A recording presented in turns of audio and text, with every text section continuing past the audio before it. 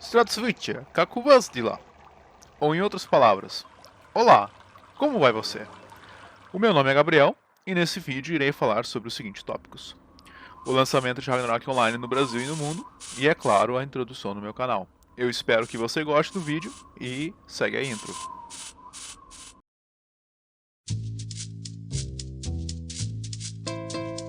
Então, antes de começarmos a falar sobre Ragnarok Online e o sucesso que o jogo teve no mundo, eu acredito que seria mais interessante voltarmos um pouco e falarmos sobre a empresa que desenvolveu o jogo antes de ser a gigante que é hoje no mundo dos jogos da Coreia. Nos anos 90, um pequeno time chamado Artcraft Team começou a desenvolver um jogo de plataforma chamado de Lickness.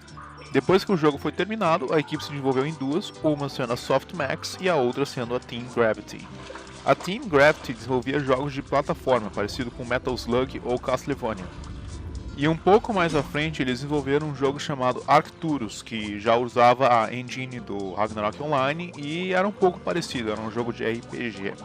Mas infelizmente essa ROM não é fácil de achar em inglês, porque não teve traduções para o inglês, o jogo era apenas em coreano e como as ROMs estão sendo extintas na internet hoje em dia, é muito difícil achar uma cópia que seja jogável para quem não fala coreano.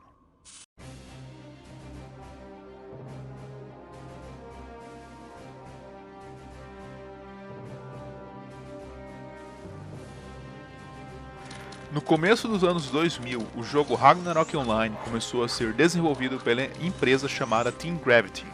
O jogo tinha jogabilidade parecida com Diablo ou Lineage 1, mas foi inspirado pela arte de Lee Myung-jin, criador do manhwa Ragnarok. Para quem já leu o manhwa de Ragnarok, sabe que tem vários aspectos parecidos com o jogo que temos, mas acredito que a visão artística de Lee Myung-jin com sua arte e ideias foi o mais requisitado. E o jogo acabou sendo um sucesso tão grande que Lee Myung-jin nunca terminou seu manhwa e ele se focou completamente em melhorar o Ragnarok Online. Em 2002, o primeiro beta fechado de Ragnarok Online foi feito e o jogo era algo promissor, ou melhor, genial. Possuía sprites 2D em um mundo 3D, um sistema de inventário totalmente novo e organizado, com várias opções de habilidades para construir um personagem único, um sistema de cartas, encantamentos de armas e aprimoramento de armaduras, sistemas de classes e tudo isso feito por uma empresa de prestígio, com fundos e experiência. Mas o que foi que aconteceu de errado no desenvolvimento de Ragnarok Online então?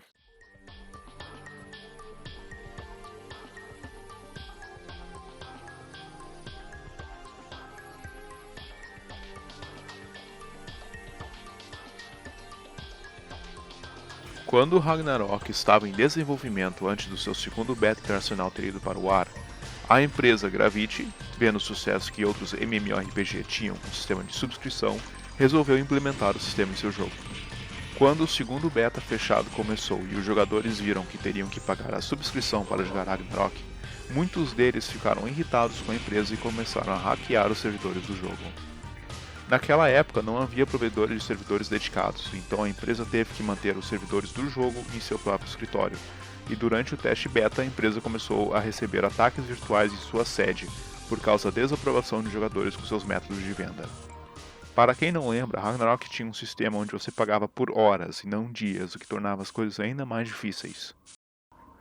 A empresa continuou a receber ataques, até que os hackers conseguiram entrar nos servidores da empresa e assim deletaram uma quantidade imensurável de dados, arquivos, artes conceituais, mapas e ideias.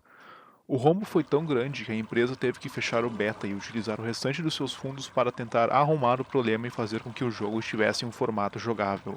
Durante os seguintes meses em que a empresa tentou recuperar o que havia perdido, ela nunca conseguiu recuperar todos os dados, de tão grande que foi o rombo, porque alguém conseguiu entrar numa backdoor nos servidores do escritório deles e deletar todos os arquivos. Nós só temos Ragnarok hoje porque eles usaram os arquivos que estavam upados no beta para construir o jogo novamente. Mas o problema não é só isso, o problema é a quantidade de arquivos que nós perdemos. E então você me pergunta, como assim? É muito simples. Nós perdemos sistemas de casas, ou seja, nós não podemos mais comprar casas para os nossos personagens, nós perdemos o sistema de PVP que fosse funcional, porque o que nós temos hoje é ridículo, é muito ruim. Os mapas iam ser 2 vezes maiores. Toda a cidade principal teria uma cidade-estado do estilo de Sludge, com histórias e motivos por trás de sua criação. Haveria um sistema de classe diferente, onde poderíamos, por exemplo, fazer um espadachim gatuno ou um mago guerreiro.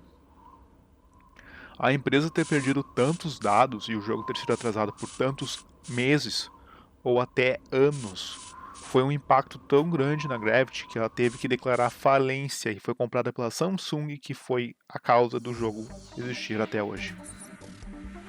Infelizmente, esse não foi o único problema no desenvolvimento do jogo. Alguns meses depois da Samsung ter comprado a Gravity e ter continuado a produção de Ragnarok Online, houve então outro problema. O CEO da Gravity e líder do desenvolvimento de Ragnarok Online, Kim Ha-kyu, deixou seu cargo tanto de CEO e tanto de líder de desenvolvimento de jogos por causa de conflitos com Kim Jong-ryu, o então presidente da empresa, que se tornou então o novo CEO. Kim Ha-kyu, após sair da empresa, levou consigo grande parte dos funcionários que desenvolviam o jogo Ragnarok Online, e com eles fundou a NC Soft e continuaram a trabalhar no MMORPG chamado Granado Espada. Dentro da Gravity houve escândalos de desvio de dinheiro, onde o Sr. Kim Jong-ryu desviou aproximadamente 6 milhões de dólares americanos entre 2002 e 2004, que só foram devolvidos após diversas investigações, onde Kim Jong-ryu em 2005 teve que pagar 7,8 bilhões de wons da Coreia do Sul. No Brasil, o Ragnarok Online foi lançado pela Level Up Games, uma empresa filipina que fez uma parceria com a Tectoy para expandir no Brasil. Ragnarok chegou no Brasil em 2004, por mais de 14 anos estava sendo gerenciado pela empresa filipina. Hoje, o Ragnarok é a propriedade da Warp Portal no Brasil e a pequena comunidade que ainda joga Ragnarok se pergunta: qual é o futuro que o jogo terá nos servidores brasileiros? Será que Ragnarok Online viverá seus dias de glória novamente? Ou o jogo é apenas uma memória de um passado distante? Resta esperar, mas tempo é algo que corre para todos, e hora ou outra iremos nos perguntar: caso as mudanças não chegarem, se ainda vale a pena jogar Ragnarok Online ou não.